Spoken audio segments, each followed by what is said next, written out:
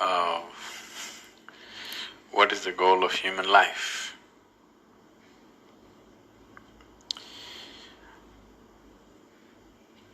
What is the purpose of human life? Or in other words, why life? That's a question. When it comes to life and existence, you never ask why. When it comes to fundamental existence, you never ask why. Because if you ask why, then I have to tell you a story. When I say a story, even if it's a real story, a real story, whatever I speak, if it is not in your experience, it is just a story. The only option that you have is either you believe me or you disbelieve me, yes?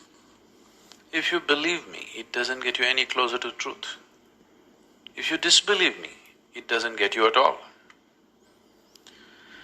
So, you never ask why. Right now, you're here with life. Why such a question has come? What is the goal of life? Because the process is not enough, isn't it? Yes? The process of life is not enough somehow. Suppose you were bursting with ecstasy every moment of your life, such a question would never come. What is the goal of life? Because to live is the goal of life, to live and to live totally. To live totally does not mean party every night. To live totally means, when you are here, you must experience all aspects of life and go. Whatever this is, every aspect of what this is must come into your experience before you fall dead, isn't it so? Yes? This must happen, isn't it so, for every human being? Or do you want to just experience 10% of you and go away? You must experience what this life is totally, isn't it? Before you go, you must experience this. If you do experience that, then such questions will never arise in your mind because that's not the way existence is. Logically, your question is very correct. Okay, I'm living here, what is the goal of my life? If I tell you the goal of your life is you must attain to God, so we are making lots of assumptions, isn't it? We are making assumptions about various things which are not yet in our experience, isn't it? The moment you make assumptions about things which are not in your experience, you will become hallucinatory. 99% of the world's religion is hallucinatory, please see. Because you're assuming things that are not in your experience and working with that which you have assumed. The moment you give power to things that you have assumed, your mind will just fly off into all types of imagination and it'll be more real than real. So your imagination can be more real than real, isn't it so? You go and sit in a cinema, it is just two-dimensional, just play of light and sound. But its impact is much more than the life itself, isn't it so? Yes? You went and sat in IMAX theater? Its impact is bigger than life, isn't it? But is it bigger than life? Do you think so? Is it really bigger than life? Not at all. It is just that imagination has such power.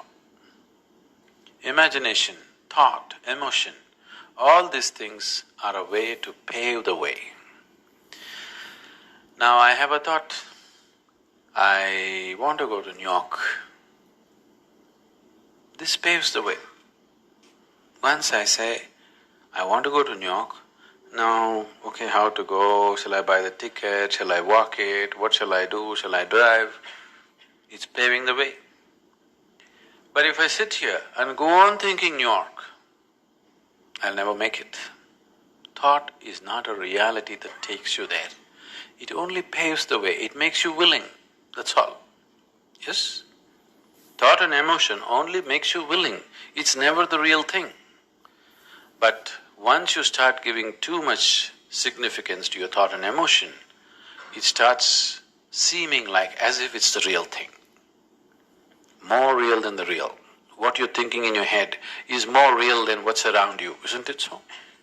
Yes, that's the whole problem with life right now, that your thought and emotion has become a bigger reality than reality itself.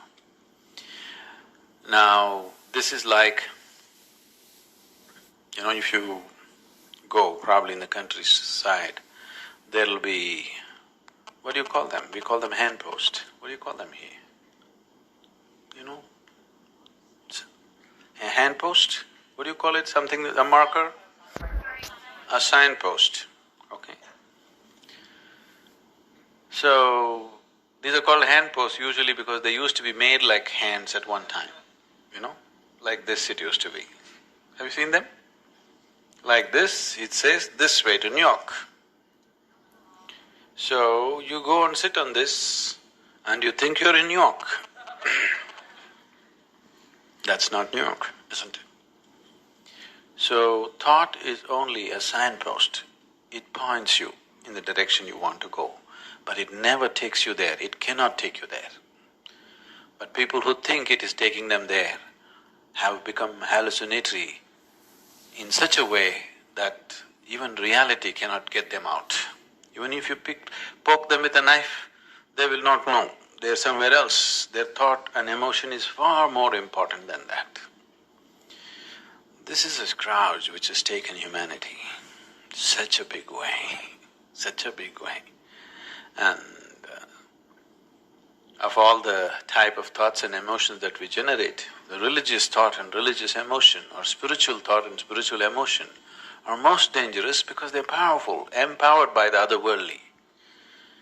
Because of that kind of power, it just rules people. It just rules people so deeply.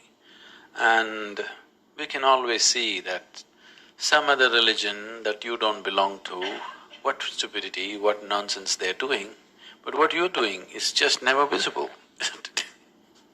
Yes? Isn't it so? Isn't it happening every day? Because once the thought and emotion becomes powerful, you start believing it. Once you start believing something which is not yet in your experience, you are a dangerous human being. Because all the conflict on the planet, even today, what's happening, though people try to project it as it is good versus evil, though people are trying to project it as good versus evil, it is not about good and evil. It is always about one man's belief versus another man's belief, isn't it so? Always between one man's belief and another man's belief. Why can't we be sincere enough to simply see whatever we do not know as we do not know? What is the problem? This is the biggest human problem. They can't see that they don't know. They have to bullshit themselves all the time. And this is not a joke. This is a terrible tragedy on the planet, isn't it?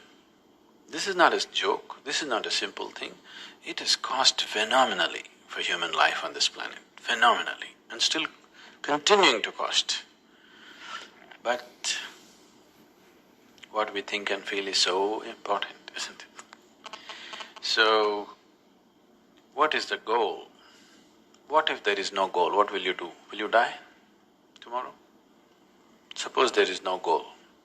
What to do? You want to die? Isn't it wonderful? There's nowhere to go. Yes? Isn't it really great? There's nowhere to go, you don't have to work your way to heaven, you can just live here happily. No, we are going to heaven. If you're so sure you're going to heaven, what are you waiting for?